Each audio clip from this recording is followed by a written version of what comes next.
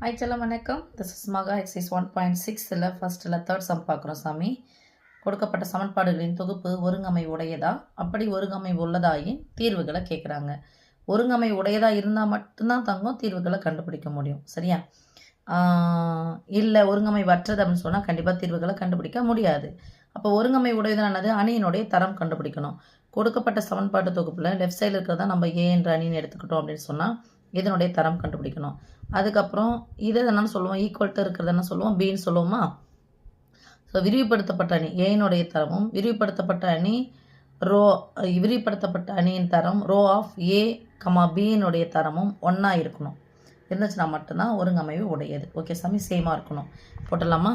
நான் தனித்தனியாக கண்டுபிடிக்கிறதுக்கு பதிலாக ஒன்றாவே சேர்த்து போட்டுக்கிறேன். ஸோ கொடுக்கப்பட்டது ஏ ஒரு தடுப்பு போட்டு பின்னு எழுதிக்கிட்டு ஈக்குவல் டு +2 +2 ஒன்று ஒரு இசட் தானே +1 +1 -1 +1 +3 +1 +2 ஒரு தடுப்பு போட்டுக்கலாம். பியினுடைய மதிப்பு +5 +1 +4. இந்த அணியினுடைய தரத்தை நம்ம எப்படி கண்டுபிடிக்கணும்னா ஏறுபடி வடிவத்துக்கு ஃபஸ்ட்டு மாற்றணும் சாமி. ஏறுபடி வடிவம்னாது இந்த இருக்குது இல்லையா, இந்த 3 நம்பர் என்ன வரணும், 0 வரணும். அதுக்கு முதல்ல இதை 0 ஆக்கணும், அப்புறம் கீழே இருக்கிறத 0 ஆக்கணும். அப்படி பார்த்தோம்னா இது நமக்கு சின்ன நம்பராக இருக்குது. எதை கம்பேர் பண்ணும்போது R1 இருக்கக்கூடிய முதல் நிலை இருக்கக்கூடிய முதல் உறுப்பை கம்பேர் பண்ணும்போது இது சிறியதாக இருக்குது. அதனால் என்ன பண்ணுறேன், இந்த R2வையும் R1ஐயும் இன்டர்சேஞ்ச் பண்ணுறேன். ஃபஸ்ட்டு ஸ்டெப் சாமி. R2 interchange R1. இங்கே இது ஃபுல்லாக எடுத்துகிட்டு போய் போட்டுருங்க. 1 -1 +1 தடுப்பு போட்டு 1 2 2 1 5 3 1 2 4. அடுத்த ஸ்டெப் நமக்கு R2வும் R3யும் R2வில் இருக்கக்கூடிய முதல் உறுப்பும் R3 இருக்கக்கூடிய முதல் உறுப்பும் 0 ஆகணும். யார் கூட கம்பேர் பண்ணணும், R1 கூட கம்பேர் பண்ணணும். இந்த R1ஐ போல் இது 2 மடங்கு, R3ஐ போல் 3, இதை போல் 3 மடங்கு இருக்குது. அதனால் அடுத்த ஸ்டெப் என்ன பண்ணுறேன், R2 அப்படியே வச்சுக்கின்னு R1 2ஆல் பெருக்கிக்கிறேன். R3 அப்படியே வச்சுக்கிறேன். R1 3ஆல் பெருக்கிக்கிறேன். இதுதான் மாற்றமாகுது. R1 எந்த சேஞ்சஸ் இல்லை, அப்படியே போட்டுக்கலாம் சாமி. இப்போது R2 ஃபஸ்ட்டு தனியாக எடுத்து எழுதுகிறேன். 2 2 1 5. R1 2ஆல் பெருக்கிறேன். O2 2 O2 2 -2 O2 2 +2 O2 2. இந்த முதல் உறுப்பு தான் எனக்கு 0 வரணும். +2 +2 அப்போ குறியை மாற்றணும். ப்ளஸ்ஸாக இருந்தால் மைனஸ், மைனஸாக இருந்தால் ப்ளஸ், ப்ளஸ்ஸாக இருந்தால் மைனஸ், ப்ளஸ்ஸாக இருந்தால் மைனஸ். அப்போ குறியை மாற்றினா போடணுங்க மைனஸ்.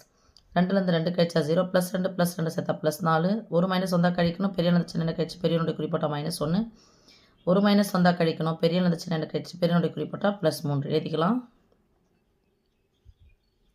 அடுத்தது R3 அப்படியே எழுதி வச்சுக்கிறேன். R1 3ஆல் பெருக்கணும். 1 3 3 1 3 3 -3 1 3 3 1 3 3. முதல் நம்பர் 0 வரணும். மைனஸ் வந்தால் தான் வரும். இதில் இதை கழிச்சா தான் வரும். குறியை மாற்றுங்க. ப்ளஸ்ஸாக இருந்தால் சாமி குறியிலனா ப்ளஸ் இருக்குதுன்னு அர்த்தம். ப்ளஸ்ஸாக இருந்தால் மைனஸ், மைனஸாக இருந்தால் ப்ளஸ், ப்ளஸ்ஸாக இருந்தால் மைனஸ், ப்ளஸ்ஸாக இருந்தால் மைனஸ். அப்போ குறியை மாற்றிட்டேன்னா மைனஸ் போட்டுக்கணும்.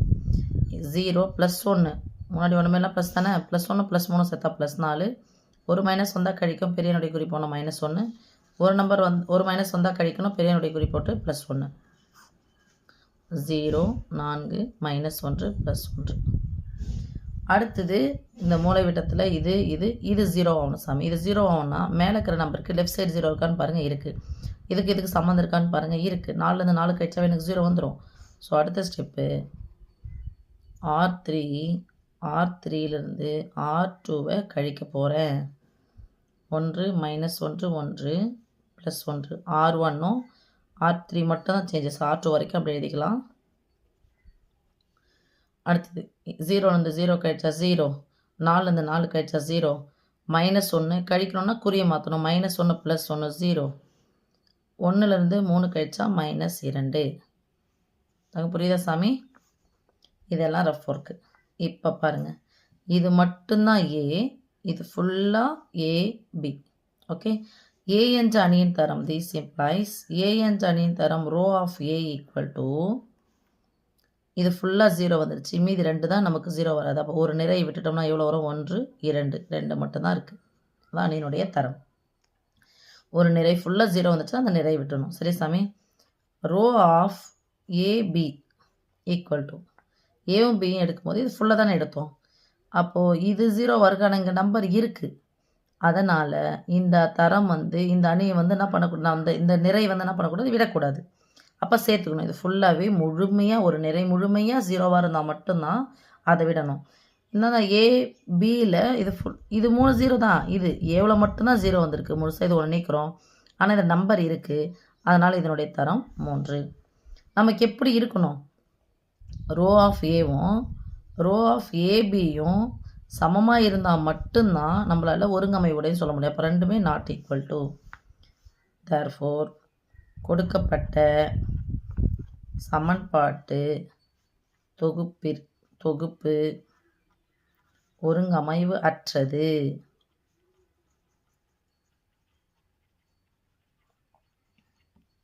மற்றும் ஒருங்கமைவில் என்ன பண்ண சாமி? தீர்வு கிடையாது மற்றும் தீர்வு இல்லை. அவ்வளோதான் சாமி. தேங்க்யூ.